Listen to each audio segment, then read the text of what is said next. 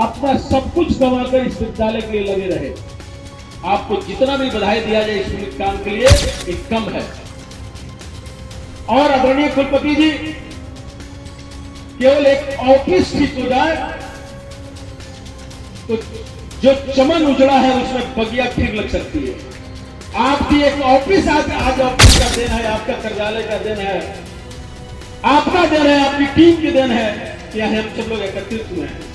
नहीं तो यहाँ पे फर्जी में टीचर की बहाली करा के लोग आ जाते थे और वो भी उसके लिए भी हाई कोर्ट जाना पड़ता था।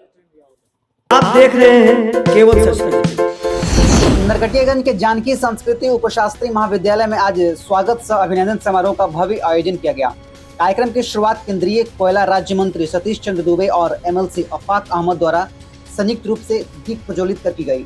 इस अवसर पर संस्कृत और संस्कृति के आपसी संबंधों पर विस्तृत चर्चा हुई। साथ ही महाविद्यालय के विकास को लेकर महत्वपूर्ण विचार साझा किए गए।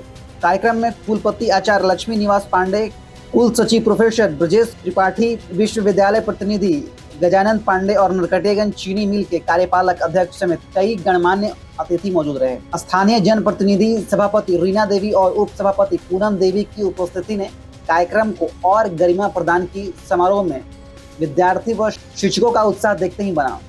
देखिए पूरा रिपोर्ट। लेकिन आप अपने लक्ष्य से अडिग नहीं हुए, इसलिए आज इस मुकाम इस विद्यालय में फिर से एक रौनक दिख रहा है कि इतनी संख्या में तुम लोग एकत्रित हैं। इसलिए अभय जी आपको बधाई है। आप इस कलयुग में भी अपना सब कुछ गंवाकर इस विद्यालय के लिए लगे रहे। आपको जितना भी बधाई दिया जाए इस काम के लिए एक कम है। और आदरणीय कुलपति जी, केवल एक ऑफिस ठीक हो जाए तो जो चमन उजड़ा है उसमें बगिया फिर लग सकती है। आपकी एक ऑफिस आज ऑफिस का दिन है, आपका कार्यालय का दिन है, आपका दिन है, आपकी टीम के दिन है कि हम सब लोग एकत्रित हुए हैं। नहीं तो यहाँ पे फर्जी में टीचर की बहाली करा के लोग आ जाते थे और वो भी उसके लिए भी हाई कोर्ट जाना पड़ता था। उसके लिए भी हाई कोर्ट जाकर फिर निरस्त कराना पड़ता था। तो आज आपके टीम को भी मैं नमन करता हूं, प्रणाम करता हूं, अभिवादन करता हूं कि आपके जैसे कर्मशील व्यक्ति, कर्मठ और ईमानदार व्यक्ति मिल जाए तो कोई भी संस्था को उस ऊंचाई तक पहुंचाया जा सकता है जहां सदियों से इंतजार है उस ऊंचाई तक पहुंचने की। इसलिए आपने अपना कीमती समय ही नहीं दिया। आप अपने कलम को सही दिशा में सही ढंग से प्रयोग किया और आपकी टीम ने किया। इसके लिए मेरे तरफ से साधुवाद है, धन्यवाद है। आप तो मेरे अभिभावक हैं, आदरणीय। हम मंत्री जहां के हैं वहां का, हम इस नरकटियागंज इस पांडे टोला के अगल बगल में मुझे हाफ पैंट में भी लोग देखा है और फुल पैंट में भी देखा है, एक विधायक के रूप में भी देखा है, एक सांसद के रूप में भी देखा है, राज्यसभा के रूप में भी देखा है और आज मंत्री के रूप में देख रहा है। मैं तो अपने आंगन में खड़ा हूं। यहाँ जो तमाम लोग खड़े हैं या तो मेरे मित्र हैं, नहीं तो भाई हैं, नहीं तो मेरे चाचा है, मेरे बहनें हैं। कहीं ना कहीं अपने घर में आके अच्छे सोच के साथ जो हम लोग बड़े थे, इधर मैं कभी ताकता भी नहीं था। जब एक काल आया तो मुझे यहां आना पसंद नहीं लगता था, क्योंकि मैंने इस विद्यालय के बारे में बहुत अच्छी सोच के साथ हमने लगा था। एक महीना एक सांसद किसी संस्था के लिए दर दर के गली गली ठोकर खाए, सारे अपने लोकतंत्र की मंदिर को भूल जाए, ये साधारण सी बात नहीं थी। लेकिन आदरणीय फोर्ट चतुर्वेदी जी, हमारे सुरेंद्र मामा जी बैठे हुए हैं, नागेंद्र मान साहब बैठे हुए हैं, अधेश त्रिपाठी जी बैठे हैं, हम लोग के गुरु जी, और तमाम इसमें मंचासीन लोग बैठे हैं, वर्मा प्रसाद जी, तमाम लोग बैठे हैं। इस सब लोगों के त्याग और तपस्या का दिन रहा कि हम लोग इस काम को, पुनीत काम को किए। और मैं पूर्ण विश्वास दिलवाता हूं कि आज के डेट में दाता की कमी नहीं है। फेस वैल्यू चाहिए कि आपकी फेस क्या करना चाहता है, समाज में आपकी कितनी पकड़ है, आपका दिशा क्या है और आप इस रुपया को करेंगे क्या।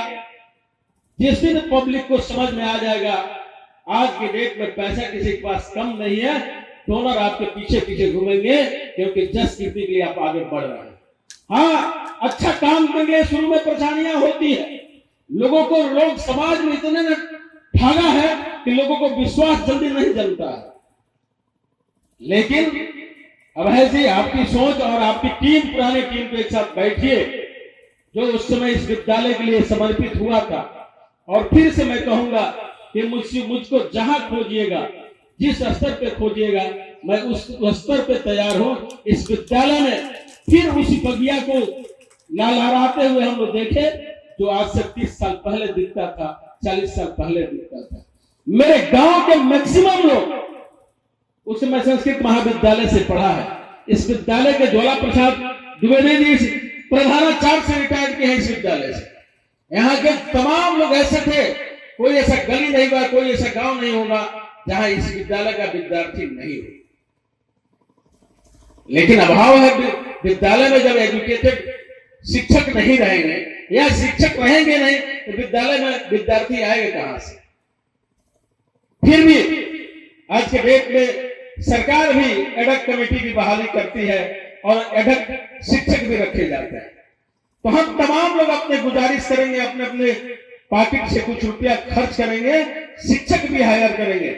लेकिन यहाँ दिखना चाहिए, मैं किसी धर्म का विरोध नहीं करता, मैं किसी जाति से नफरत नहीं करता, लेकिन आपके विपरीत जाके देखिए, शाम के किसी चौराहे पर आपको दिखेगा तो उसका धर्म का, उसका संस्कृत का, उसका विद्या का, उसका स्कूल का कितना जबरदस्त प्रचार है। लेकिन हमारा धीरे धीरे पतन के कगार पे। इसलिए जगने की जरूरत है, जगाने की जरूरत है। और मेरा मानना है कि जितने भी वैज्ञानिक शोध करते हैं, बिना संस्कृत पर शोध नहीं होता। इतिहास उठा के पढ़िए, मन के गति से विमान चलता था या पेट्रोल से विमान चलता है। उस दिन को याद करिए, आपने सीरियल देखा होगा रामायण और महाभारत। उस समय के तीर कमान आज के डेट में बरमोस एक तरह का काम करता है। तो कहीं ना कहीं हमारे संस्कृत पर ही टिका हुआ वैज्ञानिक है। और संस्कृत तो आपके यहाँ कम बोला जाता है। तमिलनाडु में जाके देखिए, अगर संस्कृत बोलिएगा तो आने वाला एक एक बच्चा संस्कृत बोलता है। अब चले जाइए, वही एक भाषा है, वही एक भाषा है संस्कृत कि आप जाके देखिएगा तो उड़ीसा में भी बोला जाता है, तमिलनाडु में भी बोला जाता है, पश्चिम बंगाल में भी बोला जाता है और बहुत से ऐसे देशों में भी बोला जाता है। जरूरी है इंग्लिश पढ़ना, जरूरी है वैज्ञानिक बनाना, जरूरी है डॉक्टर बनाना, लेकिन आप जिस वर्ग में, जिस घर में आपने जन्म लिया है, देश ऋषि महर्षियों का देश है, देश देवी देवताओं का है। आप सूर्य नमस्कार करते हैं, आप जल देते हैं सूर्य भगवान को, लेकिन मंत्र आपके पास नहीं हो तो जल देने का कोई फायदा नहीं है। इसलिए संस्कृत भी जरूरी है। हर घर में संस्कृत का जिस दिन से आप शुरू कर दीजिए ना, बहुत ऐसा परिवार मिलता है कि रामायण 1 घंटा ही बैठ के पढ़ेगा। घर के बच्चे जिस तरह पढ़ने के लिए जाते हैं, घर की महिलाएं बैठ और महिलाएं सुनती हैं। जाके देखिए उस घर का संस्कार क्या कहता है, जाके देखिए उस परिवार का विचार क्या कहता है। और जिस घर में विचार हो, संस्कार हो, उस घर का गति कभी रुकता नहीं है। जहां सरस्वती विराजमान हो जाती है, वहां लक्ष्मी अपने आप पैर से चल के आ जाती है। और सरस्वती किसी की गुलाम नहीं होती। जो जितना मेहनत करता है, फल उतना ही मिलता है। इसलिए अभय जी पीछे नहीं हटिए। आप यहाँ अवधेश त्रिपाठी जी हैं, सुरेंद्र ममाई, सब रिटायर्ड है लोग हैं, सरकार के हैं रिटायर्ड है, समाज के लिए रिटायर्ड नहीं है। समाज आप पर जिम्मेदारी देती है, समाज आपको मानती है। आप जिसके दरवाजे पे जाते हैं, सम्मान की नजर से आप लोग देखता है। थोड़ा 2 घंटा 4 घंटा इस विद्यालय के लिए भी समय दीजिए। आने वाला दिन इस विद्यालय का भविष्य उज्जवल होगा।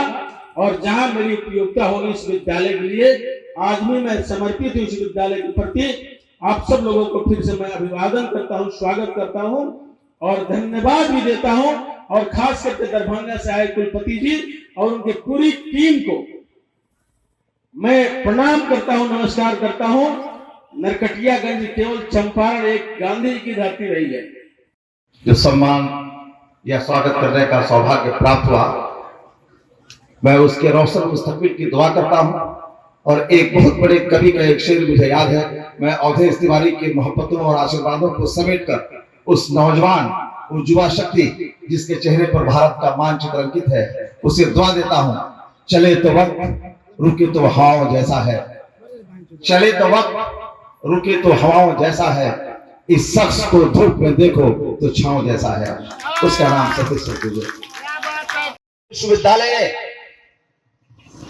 भारत के इस नागरिक को, एक शिक्षक को इसका अध्यक्ष बनाया है, तो शिक्षालय का अध्यक्ष होने के नाते इस सरस्वती के मंदिर की पासदारी की जिम्मेदारी, रखवाली की जिम्मेवारी मेरी और शासी निकाय की है। मैं आपकी अदालत में निष्ठ